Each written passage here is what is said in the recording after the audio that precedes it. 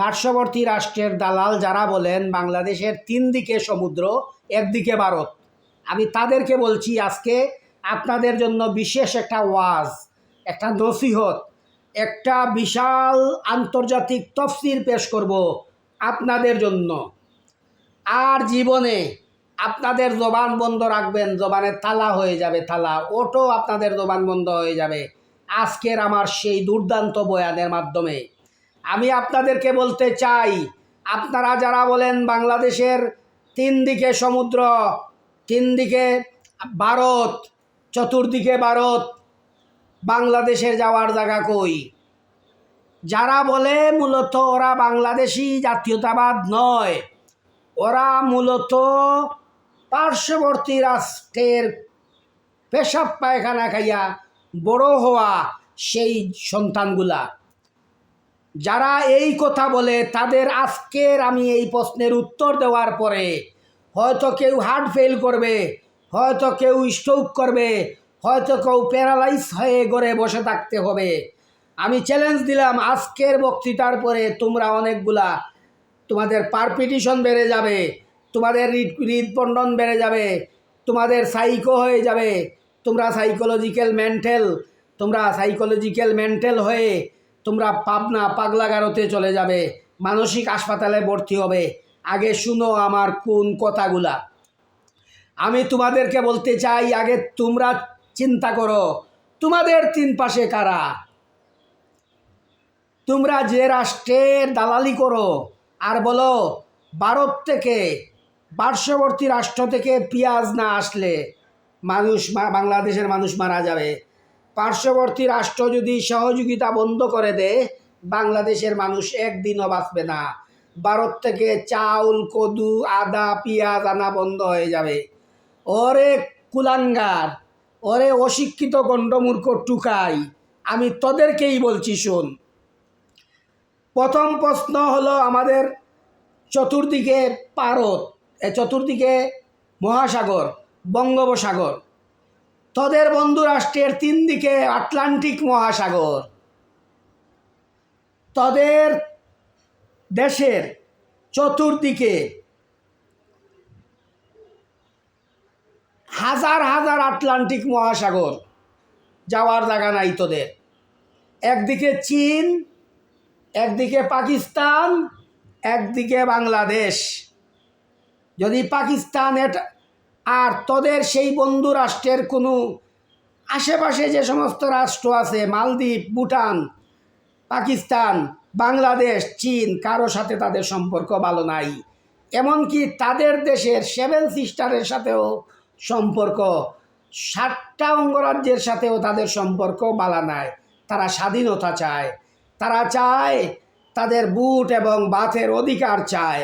সেই বুট ও বাতের অধিকারের জন্য তারা কত শত বৎসর আন্দোলন করতেছে, তারা পৃথক হয়ে যাবে। আমি তোমাদেরকে বলতে চাই, যদি আক্রমণ করে চীন, আক্রমণ করবে পাকিস্তান, আক্রমণ করবে মায়ানমার, আক্রমণ করবে বাংলাদেশ, তখন সাদের লাউ ডুগডুগি বানাবে। সাদের লাউ বানাইল মরে ডুগডুগি, লাউয়ের আগা খাইলাম, গুড়িও খাইলাম, লাউ দিয়া বানাইলাম ডুগডুগি। বাংলাদেশের তিন দিকে সমুদ্র, আর তাদের তিন দিকে পাকিস্তান পারমাণবিক অস্ত্র, চীন বিশ্বের সবচেয়ে বড় সামরিক শক্তিধর রাষ্ট্র, মায়ানমার, রোহিঙ্গা, আরাকান যোদ্ধা, জান্তা বাহিনী অতর্কিত অ্যাটাক করার সাথে সাথে বিশ্বের মানচিত্র থেকে তাদের নাম মুছে যাবে। তোমাদের বন্ধু রাষ্ট্র বলে একটা রাষ্ট্র ছিল, সেই রাষ্ট্র থাকবে না, থাকবে না, থাকবে না। যখন বাংলাদেশের দিকে আসতে চাইবে, বাংলাদেশের 20 কোটি মানুষ তাদের বঙ্গোপসাগরে চুবাইয়া চুবাইয়া ডুবাইয়া মরণ নিশ্চিত করবে, সেটা বাংলাদেশি। বাংলাদেশের 20 কোটি মুসলমান, পাকিস্তানের 30 কোটি মুসলমান এবং তাদের দেশের 50 কোটি মুসলমান অহুদের যুদ্ধ, বদরের যুদ্ধ যেভাবে বিজয় হয়েছে, এই যুদ্ধেও বিজয় হবে ইনশাআল্লাহ। পুরা ভারতবর্ষ মুসলমানের অধীনে চলে আসবে, মুসলমানের আইন জারি হবে ইনশাআল্লাহ। পৃথিবীর কোনো শক্তি নাই, সেই দিন বেশি দূরে নাই যেদিন আমরা সেই পার্শ্ববর্তী রাষ্ট্রে হাজার হাজার কোটি কোটি গরু জবাই করে কুরবানি দিয়ে আল্লাহ আল্লাহর রাসূলকে রাজি খুশি করব, তখন সেই মুসলমানের শত্রুরা হার্ট ফেল করে মারা যাবে।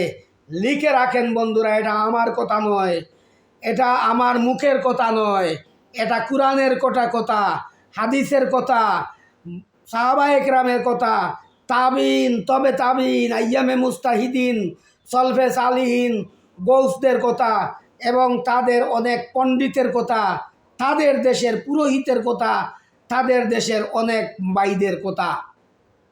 অতএব wait and see, but for the grace of God, Allah is Almighty.